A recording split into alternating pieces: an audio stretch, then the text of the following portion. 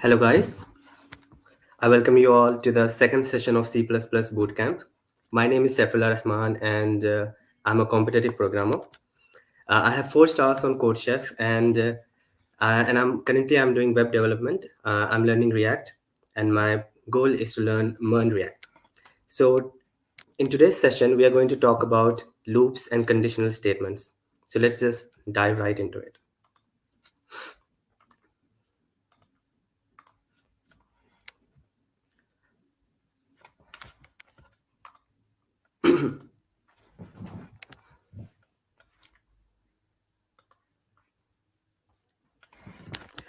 Okay, guys. So we'll start with conditional statements, and then we'll move on to loops, do while loop, for loop, and then jump statements, and then we'll talk a little about nesting loops. So let's start with conditional statements. So there are many kinds of conditional statements in C++. So we'll begin with if conditions.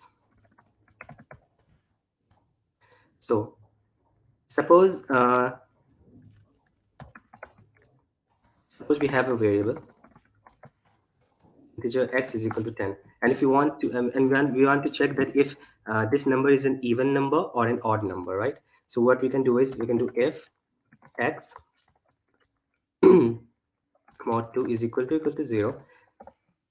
So that's a condition. So what this basically does is it checks if this number is a even number or not, right? So if you divide any number by 2, the remainder will be 0 if and only if that number is a even number. So if that's true, then we can just output something like even number, right? So let's just try and run this.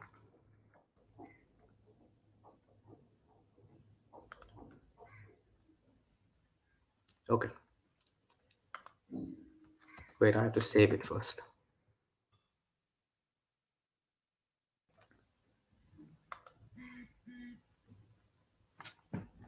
Okay, as you can see here, I don't know if that's visible or not, but it says even number. Okay, so suppose if if it is not equal to 0, right, then that means that this number must be an odd number. So let's check. We'll just make it odd.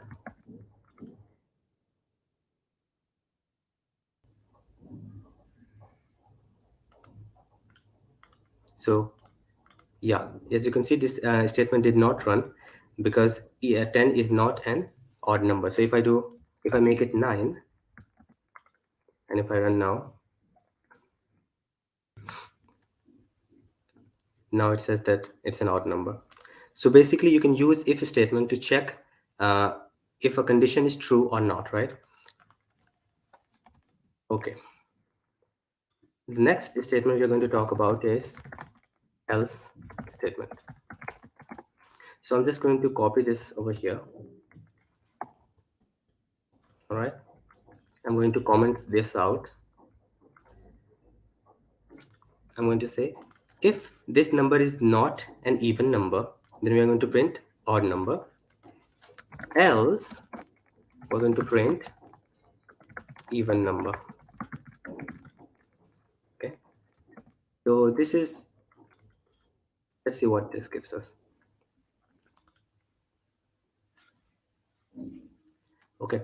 So as you can see, this gives us an odd number. But if I make x 10,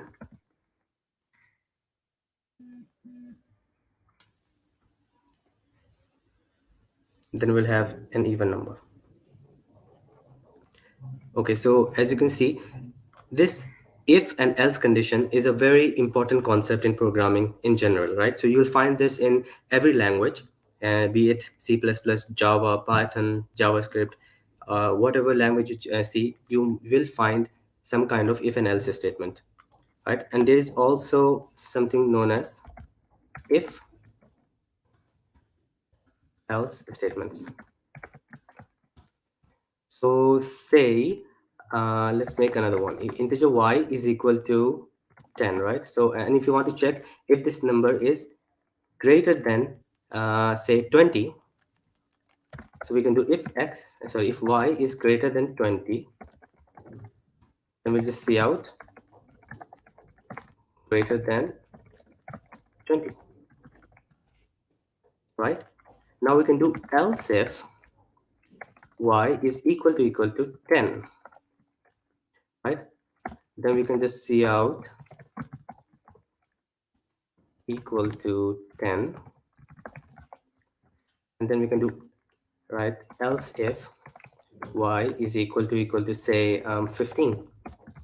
So we can see out equal to 15, right? So now let's check, let's run it and check what happens.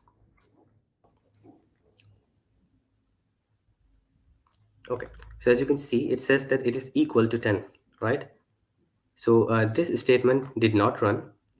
Then we moved on to this statement, else if, then this one ran, right? So say if y was 15,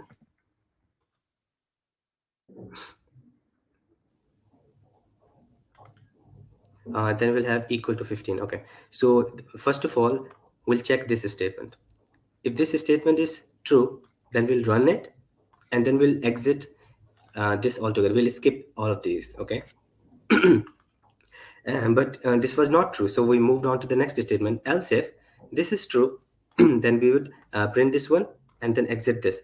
But this was also not true, so then we move on to the next one here, and then this was true, right? So we can end it with else. So if it is neither 10 nor 20, okay, and nor is it greater than 20, okay, then it will print this one. Say it is less than 10, right? Less than 10. Okay, let's do this. So let's make it 5, for example.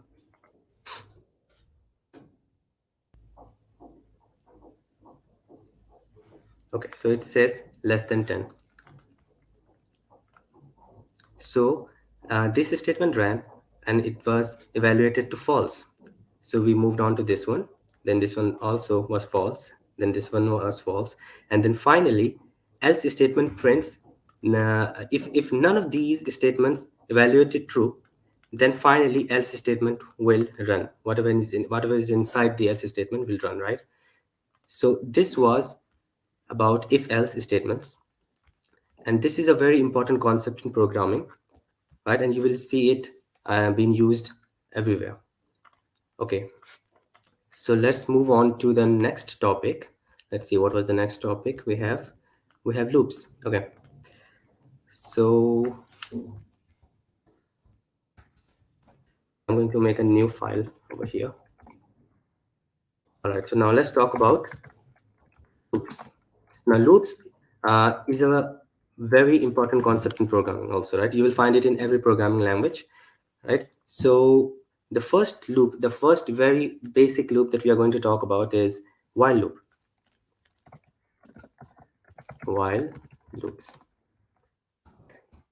So let's say we have okay, while loops are basically, loops are used to print keep running a statement until an condition is evaluated to true, right? So let's see, say if we have see out hello there.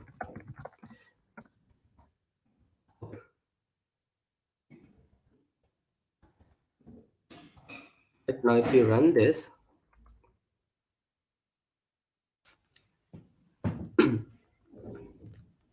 we'll get hello there, right? But if you want to print this 10 times, okay, then what will you do? We can do like this, right?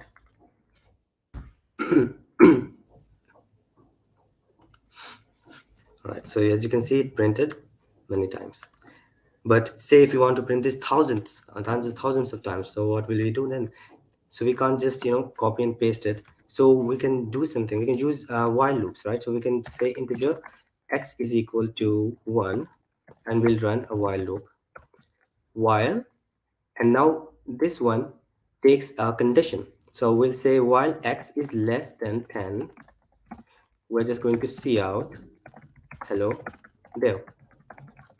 Okay, so let's see. And also inside we're going to make x plus is equal to 1. Okay. So what this is, basically we'll start with x is equal to 1. Okay, we'll enter the loop and we'll print this one, and then x will be incremented. Then we'll go back here, right, and then it will check the condition again. Is x is equal to is x less than 10 or not? So, and we'll keep basically checking the condition, and if the condition evaluates to true, we'll print it. And once the condition evaluates to false, we'll skip and we'll break out of the loop. So let's see what happens when we run it.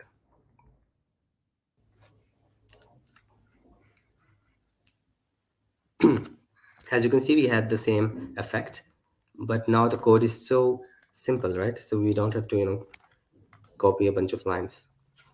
Now say we wanted to print 100 times, right? So we can do that easily. We can basically this will keep running till x is less than 100. So as you can see, we have hundreds of hello there printed out.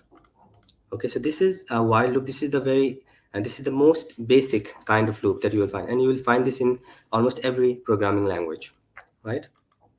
So now let's talk about the next loop we have. Let me just look at my notes over here. Okay, so now we are going to talk about the do while loops.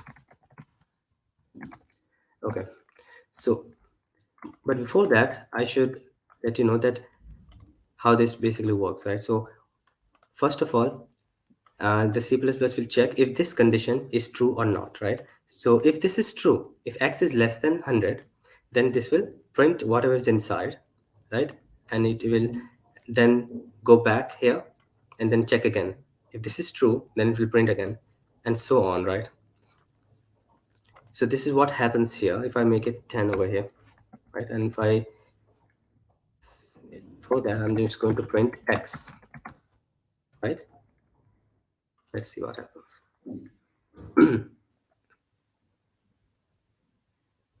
Okay, as you can see, in the beginning, x was 1, so x was printed, and then hello there was printed, and then x, and then we incremented x, right? So we basically made, if you don't understand this, I'll just make it x plus 1.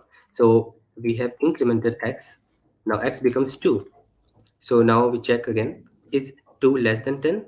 Well, it is. So what do? We print x, so 2 was printed, and then we print hello there was printed, and then x was increased to 3. So then we come over here again and we check 3 is less than 10 or not. Yes, it is. So we print these again, and we keep doing this till we reach 10. Sorry, till we reach 9. So 9 is less than 10. Okay, so we print these. Then 9, now x becomes 10 over here. Now this condition evaluates to false. So we'll break out of the loop, and this will be the end of the loop. So this was while loop, and this is how it works. Now let's talk about do while loops. Do while loops is similar to while loop, right? So if I'm going to do the same thing over here, just comment this out. Okay, so let's print it. Let's print C out hello there.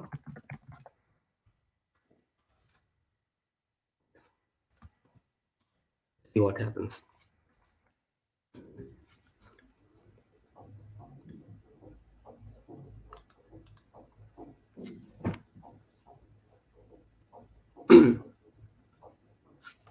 Oh, sorry. I forgot to put a semicolon over here.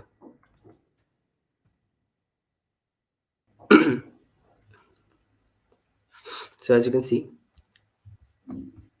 oh, I forgot to increment x over here, right? We have to increment x also. And before that, I'm going to make x is equal to 0 over here.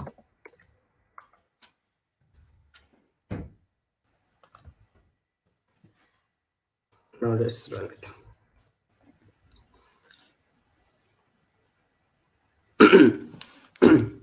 Sorry. Okay, so as you can see, we had the same effect again.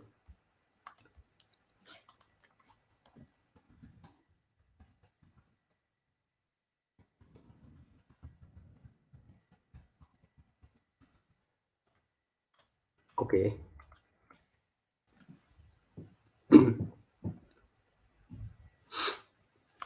All right. Now let's see what's the difference between a while loop and a do while loop. Right? So a while loop runs only when the condition evaluates to true. Right? If the condition evaluates to false in the first try, it will never run this. Right? But a do while loop, first of all, it will run this and then check if the condition is true or not. Right? So no matter what, even if say x was 100, right? Even then, it should run at least once. A do while loop will always run at least once. So as you can see, it prints hello there over here. So it will run first and then it will check if the condition is true or not. So this can be handy sometimes, though I haven't used it much. While loops and for loops are the most common ones in my opinion. Let's talk about for loops.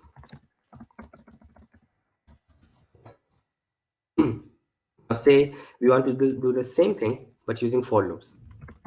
So we can okay, so there are integer I is equal to 0. Okay, so this is called the initialization statement. The first part of the for loop is this initialization statement. Here we will declare the statement, the variable, and we'll initialize it. So we have initialized it to 0, and then we have the condition, just like this one over here. We put a condition over here, x is less than 10. Okay, and then we have the increment. So in this in the while loops, we increment inside the body, right? We are doing increment inside the body x plus plus, but in for loop we can do it right here. And we can do the same thing again.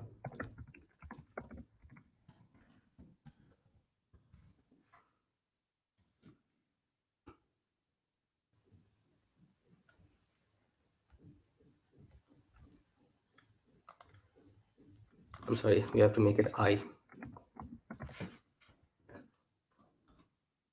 and I'll comment this out for now.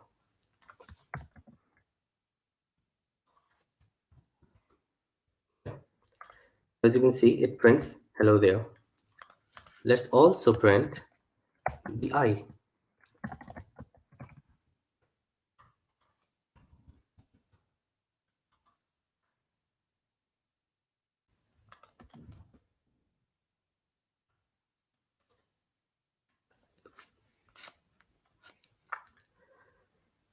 All right, so as you can see, we begin with I is equal to 0. So hello there is 0.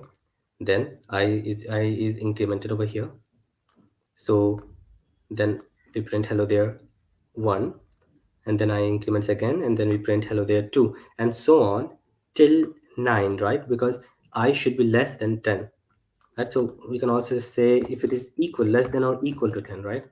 What happens then? Then it should print till 10. So as you can see, hello there 10 is also printed now. So this is for loop. Now what's the difference between a while loop and a for loop? Now, as you can see, there is nothing a for loop can do that a while loop can't, and there's nothing a while loop can do that a for loop can't, right? So, but we use this because sometimes it's easier to do it with a while loop, and sometimes it's easier to do with a for loop, right? So, for example, if you're traversing an array, it's easier to do with a for loop, right? So, for example, there is an array over here, integer array.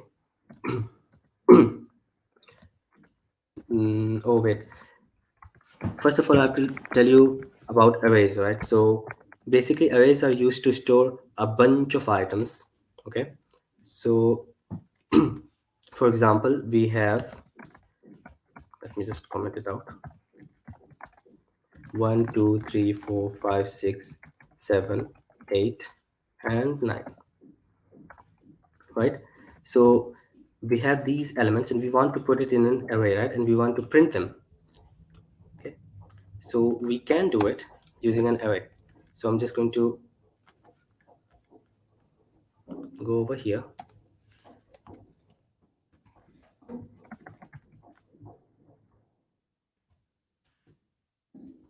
I should not. I should use just the basic arrays. Integer array and the size is 10.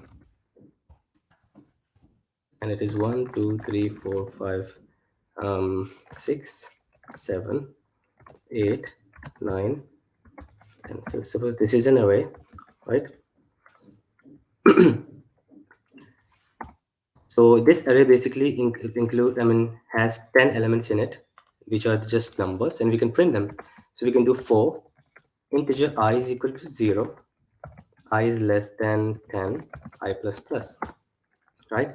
Now, how do we print an element from an array? We basically do cout array 1, then this will print the index at the second index. Actually, in array we have zero based index, right? So this element is the zeroth index, this one is the first, second, third, and so on, right? So if there are 10 elements, the last element will be the ninth index. Okay, so if you want to print the first element, we'll do this, and if you want to print the second element, we'll do 1, and so on, right? So what we can do here is we can just print I, because I goes from 0 to 9, right? So if you put I over here, and let's just see what happens.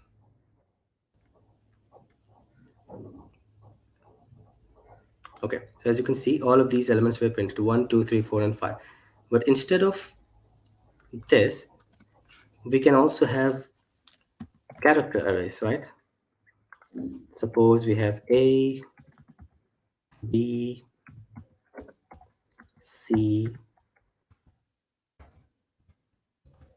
and D. I'm just going to make the size 4.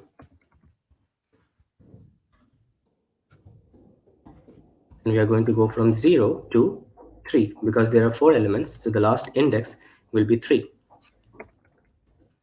Okay. So as long as I is less than 4, we are going to print it. Let's see what happens now. Also, let's break the line.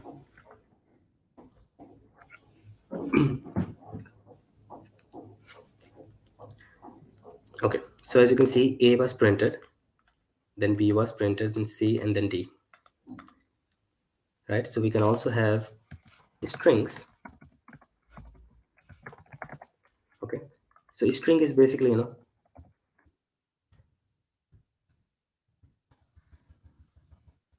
a bunch of characters together. So say we have hello there, how are you, and the size is 5 because there are 5 elements in here. So we'll go from 0 to 5. Okay, and we'll print them. Let's see what happens now.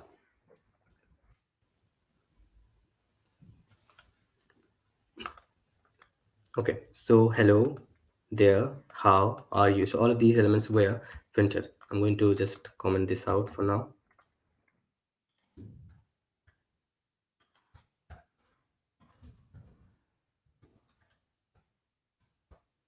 Okay,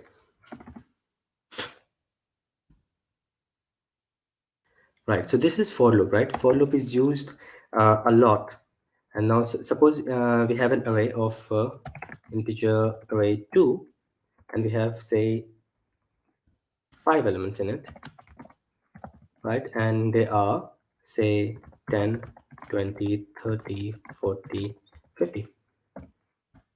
And we want to find the sum of all the elements inside this array. How will we do that? Well, we can use a for loop for that. We'll begin for integer I is equal to 0. I is less than, how many elements are there? 5. So we'll have 5. And then we do I plus plus. Okay. Now we are going to print the elements. So we are going to do cout. I'm sorry, we are not going to print the elements. We are going to create a variable over here. And we are going to call that variable sum. And we will initialize it with 0. Okay. So now in here, I'm going to do sum plus is equal to array 2 I. So basically this loop will run once, right? So initially it will be I is equal to 1. So array to 0 will be printed. So first element here, this guy will be printed, and this guy will be added to sum. So 10 will be added to sum, and then we'll move on to I is equal to 1. So array to I is the second element here. So this will be added to sum, and so on till I is equal to 4, right? So which is this element. So in the end, we should have the sum of the whole array. I'm going to print sum.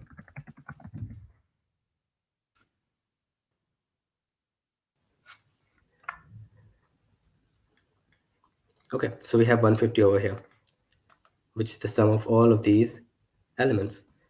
So that's a use case of for loops. Now let's talk about, I'm going to comment this out.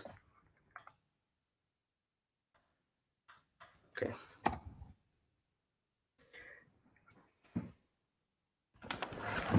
Okay, now there's one other kind of loop which we commonly use. So I'm just going to uncomment this. Okay, which is called a range based for loop, or you can say it is a for each loop, right? So instead of writing integer I is equal to 0 and incrementing it, what we can do is we can run for integer and say that number is, say it is x, right? Now I'm going to call it num, and the array. So what this is basically is saying is, for each element in array 2, run this loop, right? So this will begin for each element. So we'll begin with 10, right? So first of all, the num will have the value of 10. Then we'll move on to 20, and then 30, and like that. So if you want to do the same thing over here, so we can do same sum plus is equal to num, right? So this is also similar to this one over here, right? But this is smaller syntax, because it says basically for each element in array 2, do this, right? So let's see what we get.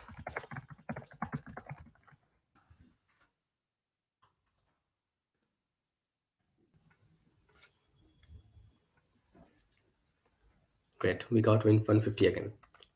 So that is also kind of useful sometimes, but we mostly use this one.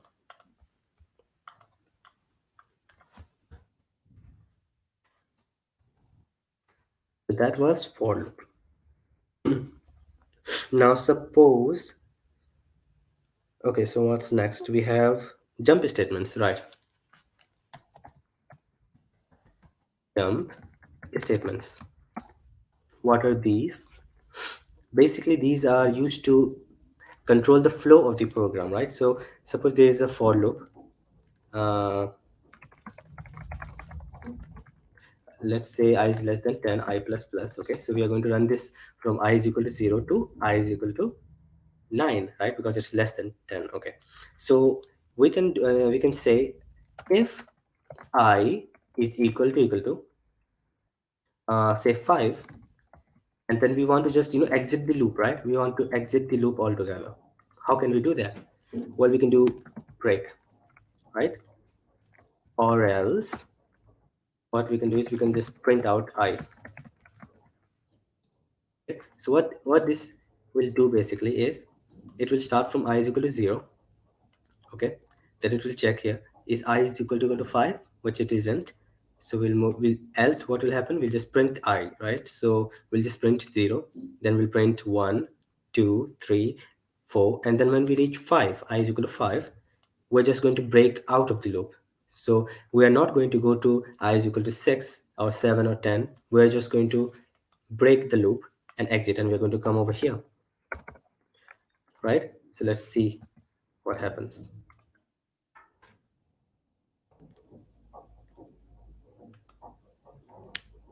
Okay, great. So we have 0, 1, 2, 3, and 4 printed out, but we don't have 5, 6, or 7, 8, or any of these printed out, because we have exited the loop at I is equal to 5.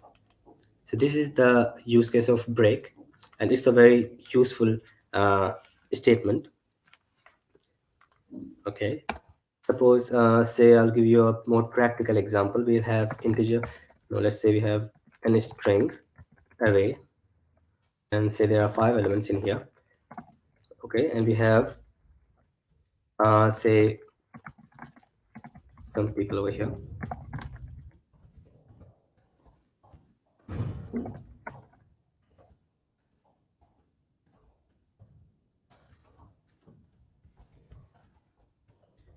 and one more, right? Okay. Okay, so we have these names over here, and we want to print all of these names, right? But once we reach Rohan, we want to exit the loop. What can we do?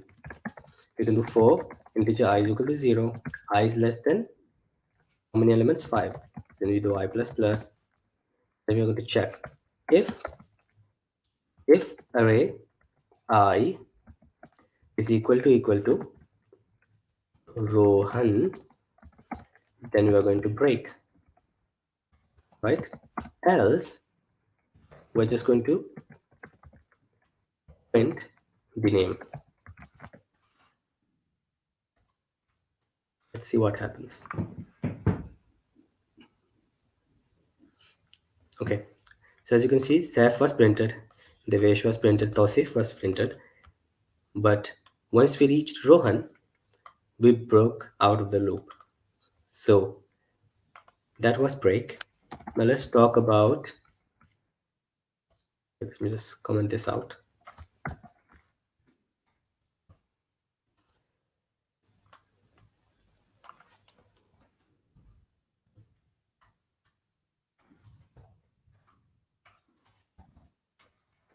Okay, so let's talk about what do we have next? We have continue. The continue statement. This is also a jump statement. We use this to control the flow of the program. This is basically used to continue to the next iteration of a loop. For example, we have say, let's just get this again. Right? So we have these names, right? So what I want to do is, if I reach Devesh, I want to skip it. I don't want to print Devesh. I want to print all these elements, sorry, names, except Devesh. What can I do? I can do for integer I is equal to 0, I is less than 5, I plus plus. Now I'm going to say if array at I is equal to Devesh, I'm just going to continue, right? Or else we're just going to print the name array I.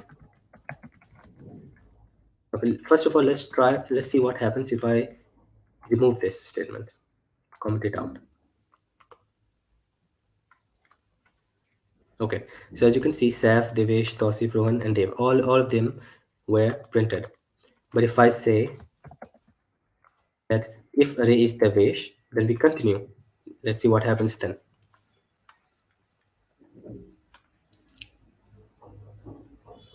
Okay, so now Saf is printed, Tausif is printed, Rohan and Dev is printed, but Devesh is skipped, right? Why did that happen? Well, that's because of this continue statement. Basically, what we're saying is, if array I is equal to Devesh, then we are going to go to the next iteration, right? So we are going to skip whatever comes below, right? Whatever comes below. So this statement comes below this statement. So this statement was skipped, and we moved on to the next iteration, which was, so initially I was 0, Saf was printed, then I was 1, then Devesh, this one evaluated true, so we came here, and then we moved on to I is equal to 2, so Tausif, and Tausif was printed. But this one was skipped because of this continue. I'm going to comment this out again. So this is a continue statement. It's also very useful. Finally, we have a go to statement, which is not used at all, and I don't recommend you using it because it's not safe. Let's see. X is equal to 1, and we have a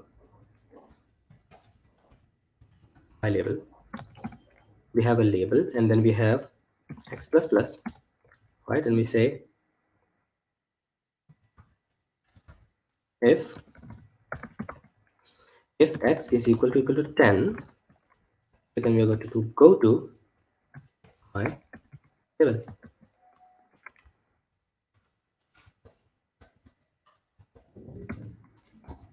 Right? And here I'm also going to print cout x.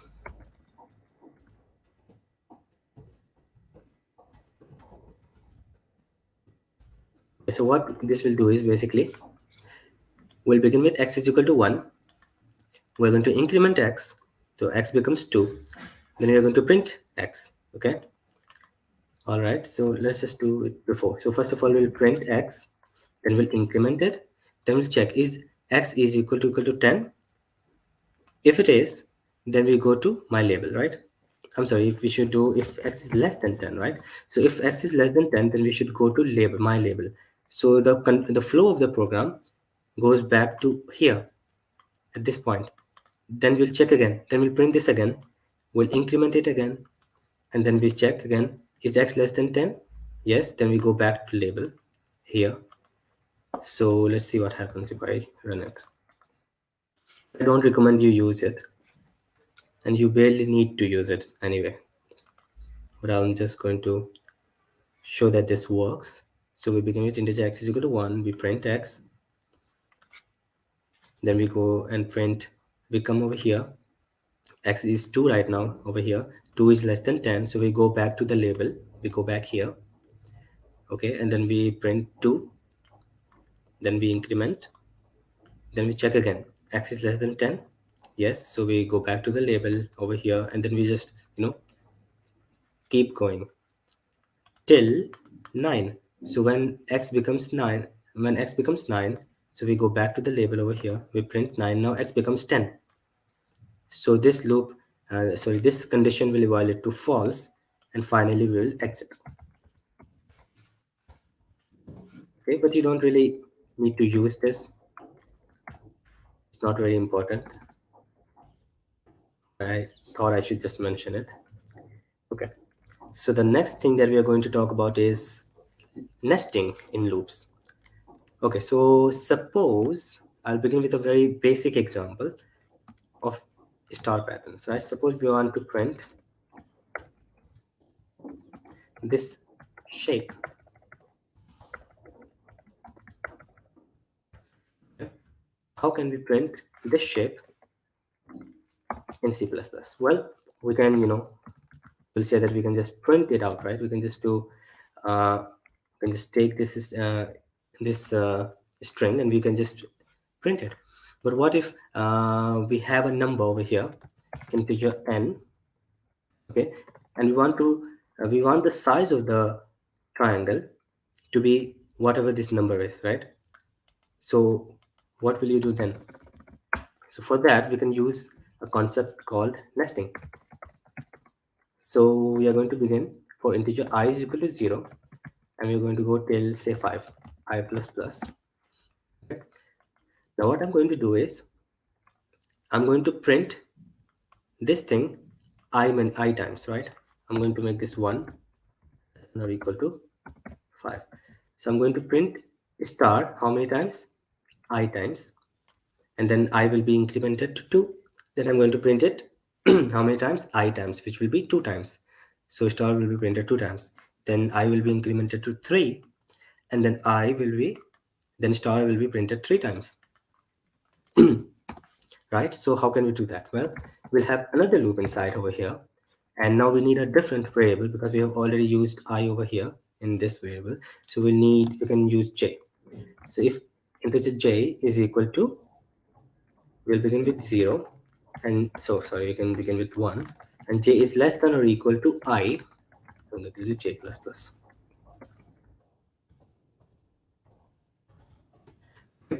So what this basically will do is it will print, it will basically run how many times? I times, right? So if we will start with j is equal to 1, and we'll keep printing till j is less than or equal to I. So I'm going to print here star. Okay. I'm going to end the line because after each iteration we have to go to the next line over here. Let's run it. As you can see, we have this pattern. Right now, suppose we want to we want to change the size to whatever n is. So instead of 5, we can say it is n. As long as I is less than or equal to 10, we are going to keep the pattern going. Okay, as you can see, this star triangle was printed and its size is 10 now. Okay, now we can increase this size to whatever we want, right? So we can have like 30.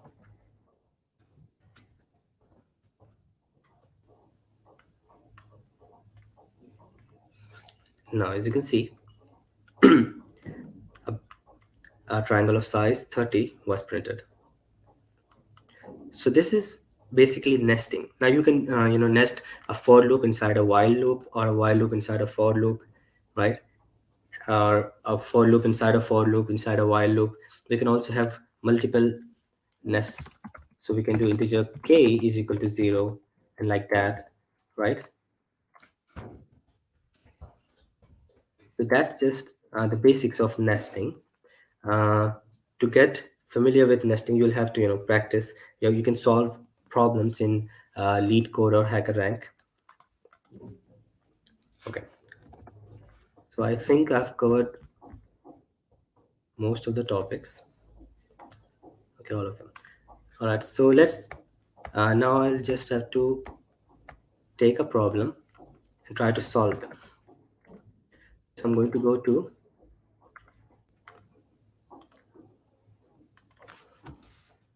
let's go to lead code, shall we?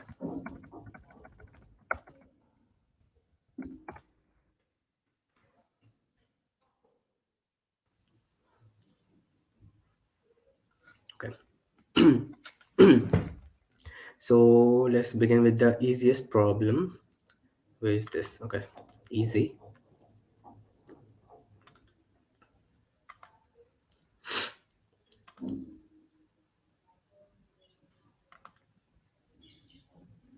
And let's make the tag to arrays.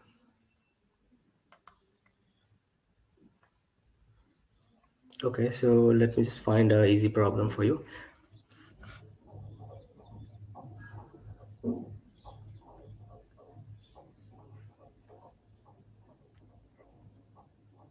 I'm just going to search for the problem over here. Let's say we have a problem like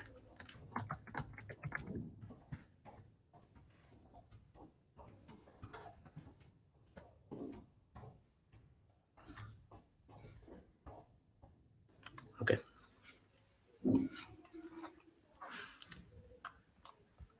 Okay, so suppose there is a problem, right? Geeks for Geeks is a great resource.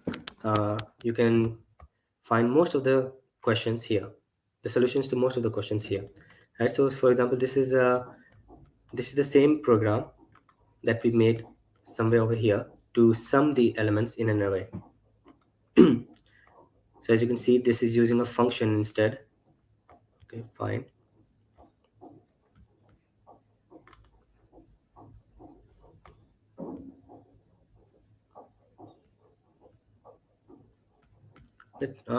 Let me see.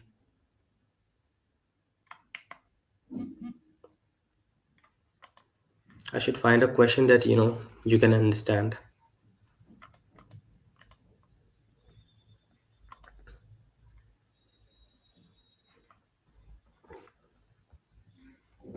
Okay. What's this? The shop is selling candies. Okay. For every 2 candies sold. Okay, I think you will need to know arrays for this. So I'm just going to skip it. I'm not sure how much you know right now. So let's just make up a question and we're going to solve it, okay? All right, so suppose we have an array, integer array, with 10 elements in it, and we have say 1, 2, 3, 4, 5, 6, 7, 8, 9, and 10. And we want to print the sorry, cumulative sum, which basically means that we'll print the sum of first element, and then the first and the second element, and then so on. So we can use a for loop again. We'll begin with integer I is equal to 0, I is less than 10, I plus plus, right? Now we can do, what we can do is we'll have a variable over here, integer sum, and we'll initialize it to 0. Now what we are going to do is sum plus is equal to array I, and we are going to print sum over here. Let's see what happens.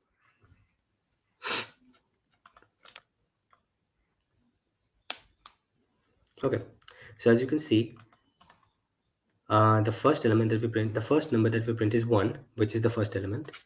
The next number is 3, which is the sum of first and the second element. The next number is 6, which is the sum of the first, second, and the third elements, and so on. So that's one use case of a for loop. And actually there are many, right? So you can also say instead of sum, we can find the difference, or we can find the multiplication, right? So if I make sum into, okay, then we'll have the, and also let's make this product. Okay, so this should give us the product of the elements here. Oh, sorry, we are starting with 0, so I'm going to start with 1, because 0 multiplied by anything is 0.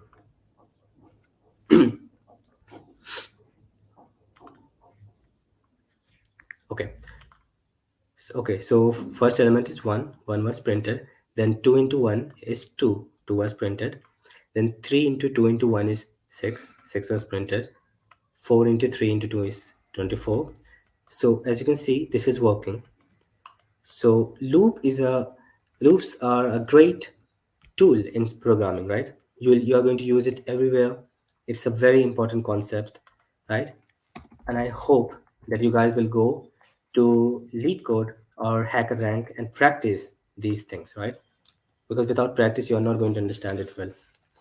Another website I'm going to show you is HackerRank. I began with HackerRank. It's a really great website.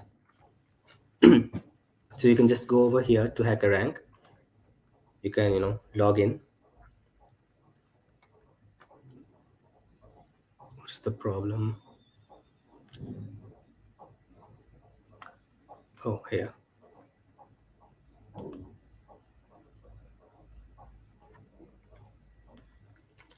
So I'm just going to log in with my Google account.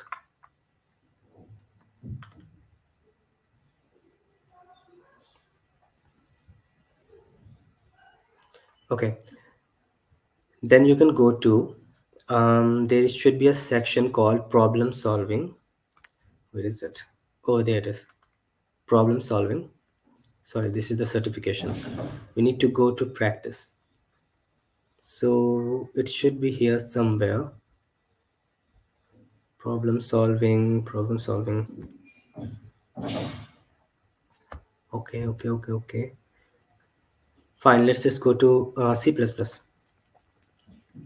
here. So you can find all the C++ problems over here.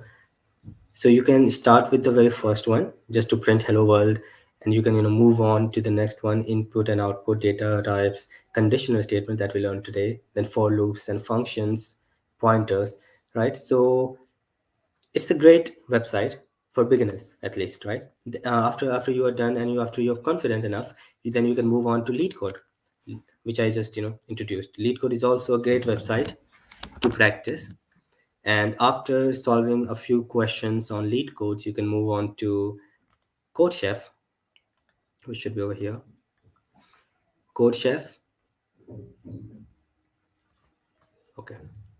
So CodeChef is a competitive programming platform, you can go to practice, and then you can go to practice problems by difficulty level. Okay, and now you can see that there are many questions over here at the beginner level. Okay, so for example, we have add two numbers over here. I think you can do this.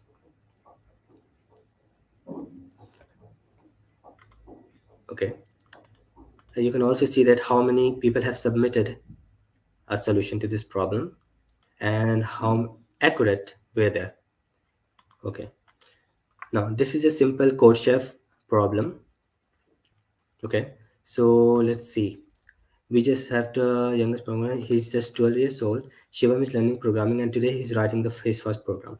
The task is very simple. Given two numbers A and B, we have to write a program to add these numbers and output it. I'm sure you can do this. This is easy. I'm struggling. I'm trying to find a problem that has basic for loops in it. Let's see. So here it is. We have sum of digits. You can do that one. I think you can. So we have, you are given an integer and write a program to calculate the sum of all digits of n. Okay. So the first line contains t, the test cases. We have the input format over here. We have the output format here. For each test case, we have to calculate the sum of n and display it in a new line, right? So as you can see over here, if we have three, so we'll have three numbers and we have to output three numbers. So for the first number, we have 1 plus 2 plus 3 plus 4 plus 5. So we can use a for loop to do this, right? So let's try and solve this problem. Okay, I'll have to log in. So instead of that, I'm just going to do it over here.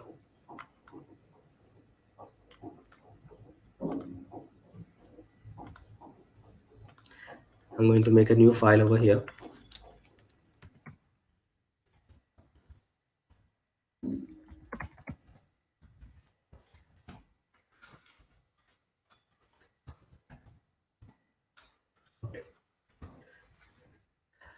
So we'll have a number, integer, say that number is equal to 1, 2, 3, 4, 5, right?